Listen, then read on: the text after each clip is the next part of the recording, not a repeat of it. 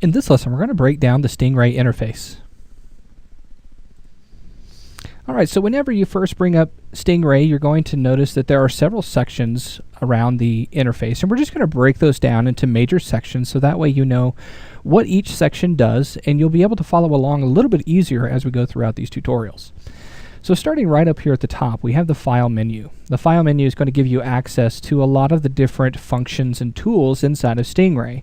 It's pretty standard across most pieces of software.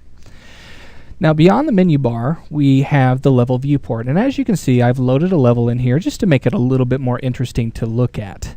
Now inside of the level viewport, you'll be able to navigate in your level. You'll be able to place and manipulate objects to create levels and to create gameplay. So this is basically our eye into our world. Now inside the level viewport, you also have the toolbar here on the left side. The toolbar is going to be pretty important to you because it's going to allow you to test your levels. You can run a project in a separate window. It'll also give you the tools that you need to manipulate objects in the scene, so moving, rotating, and scaling.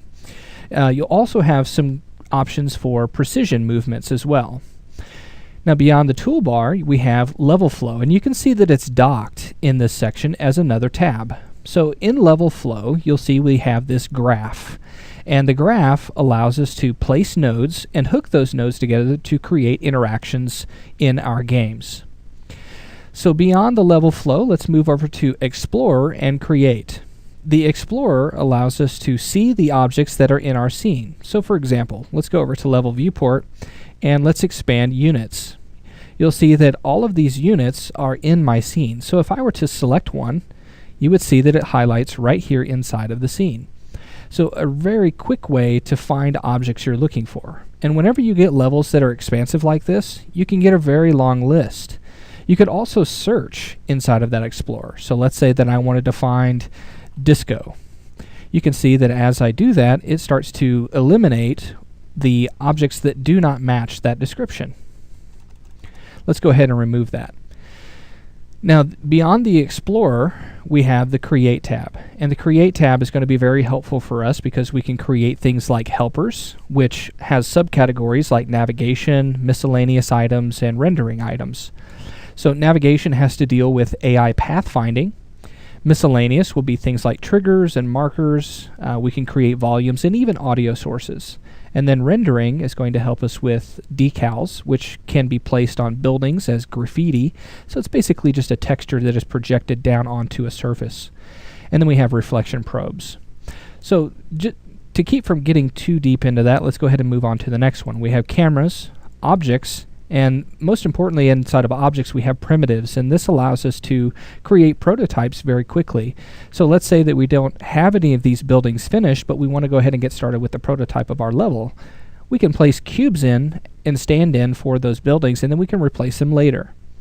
You also have some other objects that you can use as well. You have prototypes, which will allow you to draw out specific shapes and make those into 3D. We have splines, and then we even have terrain capabilities. Now we also have lights, and you'll see that this light, we can drag it in and we can change its type to whatever we need. So it can be an omnidirectional light, it could be a spotlight, or even a directional light. We'll talk more about lights in the coming lessons. Now beyond the Create tab, let's go down to our Property Editor. The Property Editor is going to allow us to edit the properties of the selected object. So as you can see, I have the air conditioner selected here. And if I go down to my properties, you'll see that I have access to its transform information, the unit information, as well as material that is on it, and if it's being enabled with Beast Light Mapping. You also have the ability to select certain components of an object. So the properties that you see belong on the root of that object, so you'll see that there's no change. But if I go down into the air conditioning properties of the Beast settings, you can see that I can change other things here. So don't forget about the components of a property. So now that we've learned about the property editor, let's go down to the asset browser. The asset browser is probably one of the most important parts of Stingray because it allows you to manage your assets. All of your assets will live here, and then you can drag and drop those right into your level viewport, making it very quick to create levels in Stingray. You'll also have other assets as well, not just models and things like that. You'll also have scripts and certain files that are there, and we'll talk more about those as it comes into context. Now, beyond the asset browser, we have our log console, and the log console is going to give you messages that are important to your project. So you may have errors that will show up in red, you may have warnings that show up in yellow, and then general information that show up in blue. You could also filter those out, so if you're looking just for your errors, you can simply click on the errors and it will show you what you have. Now, I don't have any errors, but I do have a couple of warnings, and we can talk about how to take care of those at a little later time.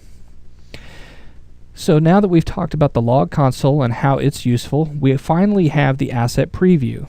The asset preview is going to allow you to preview your asset that you have selected inside of your asset browser. So it makes it very easy to inspect a certain asset, make a decision on whether you want to put that in or not, and then begin building your levels. So now that we've talked about the interface and we've broken it down, let's go ahead and move on into our next lesson where we're going to talk about viewport navigation.